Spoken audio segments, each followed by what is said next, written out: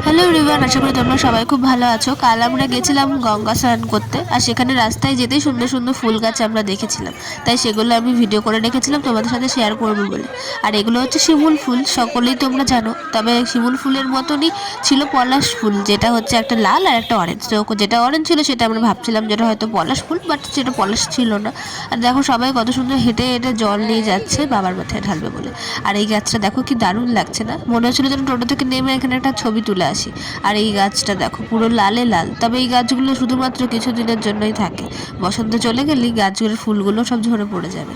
আর দেখো এখানে কত লোক এসেছে, টোটো করে সবাই এসেছে, হেঁটে অনেকে এসেছে, অনেকে মেট্রো ভাড়া করে এসেছে।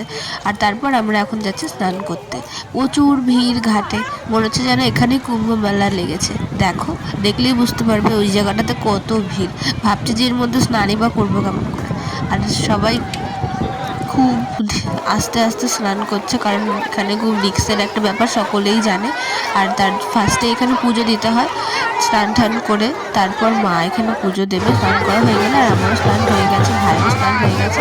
এবার আমরা বাড়ির দিকে রওনা হবো, তারপর বাড়িতে গিয়ে পুজো করতে হবে। তো ভিডিওটা ভালো লাগলে অবশ্যই তোমরা লাইক কমেন্ট শেয়ার করে দিও, আর আমার চ্যানেলটাকে সাবস্ক্রাইব করে দিও। টাটা। আশা করি তোমার শুনতে অনেক অনেক শুভেচ্ছা।